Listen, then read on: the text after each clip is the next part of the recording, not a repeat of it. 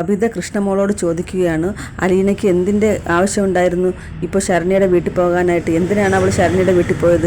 ശരണ്യ നമ്മൾ ശത്രുവല്ലേ? ശരണ്യ കാരണമല്ലേ രോഹിയേട്ടൻ ഇപ്പോൾ ജയിലിൽ കിടക്കുന്നത്? പിന്നെ എന്തിനാണ് അവളെ ആശ്വസിപ്പിക്കാനെന്നും പറഞ്ഞ് അലീന അങ്ങോട്ട് പോയത്? ഇപ്പോൾ അലീനയ്ക്ക് നന്നായിട്ട് കിട്ടിയല്ലോ, അവളെ തല്ലി കൊല്ലാൻ നോക്കിയല്ലോ, എന്നിട്ട് അവൾക്ക് മതിയായില്ലേ? പിന്നെ അവൾ എന്തിനാണ് ഇന്നും അങ്ങോട്ടേക്ക് എന്നെ പോയേക്കുന്നത് എന്നൊക്കെ ചോദിക്കുകയാണ്. അപ്പോൾ കൃഷ്ണമോൾ പറയുന്നു, ബബിതയുടെ കണ്ണിന് കാഴ്ചയില്ല, അമ്മയുടെ കണ്ണിനും കാഴ്ചയില്ല, നിങ്ങളോടൊന്നും ഒരു കാര്യവും പറഞ്ഞിട്ട് ഒരു കാര്യമില്ലെന്ന് പറഞ്ഞിട്ട് കൃഷ്ണമോൾ അകത്തേറിപ്പോയി. ബബിത അവിടെ ഇരിക്കുമ്പോൾ വൈജയന്തി വിളിക്കുകയാണ്, മോളെ എന്തൊക്കെയുണ്ട് വിശേഷം? അവിടുത്തെ കാര്യങ്ങളൊക്കെ കമലയിടത്ത് വിളിച്ച് പറഞ്ഞു. എന്തായാലും അലീനയ്ക്ക് നല്ല മുട്ടൻ പണി കിട്ടിയല്ലോ. അവിടുത്തെ കോളനി പോയപ്പോൾ നാട്ടുകാരൊക്കെ തല്ലി ചതച്ചെന്നാണല്ലോ ഞാൻ കേട്ടത്. ഇവൾ എന്തിനാണ് അങ്ങോട്ട് പോയത് എന്നൊക്കെ വൈജയന്തി ചോദിച്ചു. അപ്പോൾ ബബിത പറയുന്നത്, ആർക്കറിയാം? അവൾ പറയുന്നത് ശരണ്യെ ആശ്വസിപ്പിക്കാൻ പോയെന്നൊക്കെയാണ് അവൾ പറയുന്നത്. അങ്ങനെ ശരണ്യയുടെ ചേട്ടൻ തീപ്പെട്ടി കത്തിക്കാൻ പോയപ്പോൾ അത് കത്തിയില്ല. ഉടനെ തന്നെ ഒരു ഓട്ടോക്കാരൻ വന്ന് അലീനെ രക്ഷിച്ചു. അവൾക്ക് നേരത്തെ പരിചയമുള്ള ആളായിരുന്നു എന്നാണ് പറഞ്ഞത്.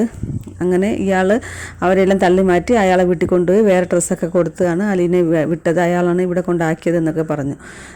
അവർ തമ്മിൽ എങ്ങനെയാണ് ബന്ധമെന്നൊക്കെ വൈജയന്തി ചോദിക്കുന്നുണ്ട്. എന്തായാലും അലീന ഈ ചെയ്യുന്നതൊന്നും ശരിയല്ല. ഈ ബാലേന്ദ്ര മേനോനൊന്നും അറിയില്ലേ? നിൻ്റെ അച്ഛൻ ഒന്നും പറയുന്നില്ലേ? ഈ പാമ്പിനെയാണ് പാല് കൊടുത്ത് വളർത്തുന്നതെന്നും നിൻ്റെ അച്ഛൻ അറിയില്ലേ എന്നൊക്കെ ചോദിക്കുകയാണ്. അങ്ങനെ ഇരിക്കുമ്പോൾ കമല കാണാൻ വരികയാണ് വൈജയന്തിയെ. കമലയും ഇത് തന്നെയാണ് സംസാരിക്കുന്നത്. കമല പറയുന്നത്, അലീനയും ആ ഓട്ടോ ഡ്രൈവറും തമ്മിൽ നേരത്തെ എന്തൊക്കെ ബന്ധമുണ്ടായിരുന്നു. അലീന ആ ഓട്ടോക്കാരനെ കാണാൻ വേണ്ടിയാണ് അവിടെ ചെന്നത്. അപ്പോൾ നാട്ടുകാർ പിടികൂടിപ്പോൾ രക്ഷപ്പെടാൻ വേണ്ടിയാണ് ശരണ്യയുടെ പേര് പറഞ്ഞതെന്നൊക്കെയാണ് കമല പറയുന്നത്. വൈജയന്തി പറയുന്നത്, എന്തോ ബന്ധം ഉണ്ടായിരിക്കും, അല്ലെങ്കിൽ തന്നെ ശരണ്യ അവൾ എന്തിനാണ് കാണാൻ പോകുന്നത്? ഇവർക്കെതിരെ മൊഴി കൊടുക്കാൻ വേണ്ടിയിട്ടല്ലേ ശരണ്യ അവൾ ആശ്വസിപ്പിക്കാൻ വേണ്ടി പോകുന്നത്? ഇവർക്ക് ഇതിൻ്റെ ആവശ്യം എന്തായിരുന്നു എന്നൊക്കെ പറഞ്ഞിട്ട് ഇവർ രണ്ടുപേരും ഇത് തന്നെയാണ് സംസാരിച്ചുകൊണ്ടിരിക്കുന്നത്. അലീന പിന്നെയും ശരണ്യയുടെ വീട്ടിലേക്ക് പോവുകയാണ്. അലീനെ കണ്ട നാട്ടുകാരൊക്കെ ഓടി വന്നിട്ട് ചോദിക്കുന്നുണ്ട്, നീ ഇന്നലെ വന്നതല്ലേ, പിന്നെ എന്തിനാണ് ഇന്നും വന്നതെന്ന് ചോദിച്ചു. ഞാൻ ശരണ്യയെ കാണാനാണ് വന്നത്.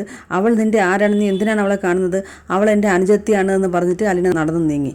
എന്നിട്ട് ശരണ്യയുടെ വീട്ടിലെത്തിയപ്പോൾ ശരണ്യയുടെ ചേട്ടൻ അവളെ തടയുകയാണ്. നീ എന്തിനാണ് പിന്നെയും വന്നത്? നീ അവരുടെ ആളല്ല, നീ അവരുടെ വീട്ടിൽ നിന്നല്ലേ വരുന്നത്, നീ ഇവിടെ വരുന്നത് ഞങ്ങൾക്ക് ആർക്കും ഇഷ്ടമല്ല എന്നൊക്കെ പറയും. അപ്പോൾ അലീന പറയുകയാണ്, ഞാൻ നിങ്ങളെ വിചാരിച്ചിട്ടല്ല വരുന്നത്, ഞാൻ ശരണ്യയ്ക്ക് വേണ്ടി മാത്രമാണ് വരുന്നത്. ഞാൻ ശരണ്യയുടെ ആളാണ്. അവളെനിക്ക് എൻ്റെ അനുജത്തെ പോലെയാണ്. അവളെ എണീപ്പിച്ച് നടത്തണം, അവളെ പഴയതുപോലെ ജീവിതത്തിലേക്ക് തിരിച്ചു കൊണ്ടുവരണം, അതിനുവേണ്ടിയാണ് ഞാൻ വന്നതെന്ന് പറഞ്ഞു.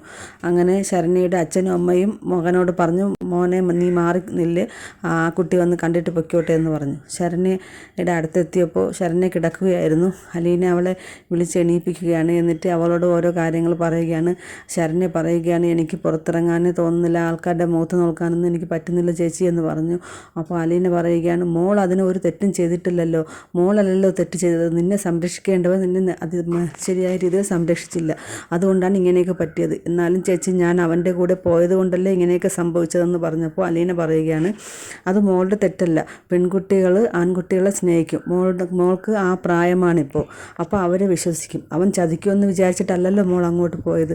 ഇതിൽ മോളെ ആർക്കും കുറ്റപ്പെടുത്താൻ പറ്റില്ല, മോൾ ഒരു തെറ്റും ചെയ്തിട്ടില്ല, മോൾക്ക് ഒന്നും സംഭവിച്ചിട്ടില്ല, നഷ്ടം മൊത്തം ആ പ്രതികൾക്കാണ്, അവരുടെ ജീവിതമാണ് പോയത്, അവരിനി എങ്ങനെ പുറത്തിറങ്ങി നടക്കും, അവരുടെ ഭാവി എന്താ, അവരുടെ ജീവിതം എല്ലാം പോയില്ലേ, പക്ഷേ മോൾക്കൊന്നും സംഭവിച്ചിട്ടില്ല, മോളിനി സ്കൂളിൽ പോകണം, അടുത്ത കോളേജിൽ പോകണം, അടുത്ത ജോലിക്ക് പോകണം, മോൾക്കൊന്നും സംഭവിച്ചിട്ടില്ല, മോളല്ല തെറ്റ് ചെയ്തത്, അവരാണ് തെറ്റ് ചെയ്തത് എന്നൊക്കെ പറഞ്ഞ് അലീന ശരണ്യയെ സമാധാനിപ്പിക്കുകയാണ്.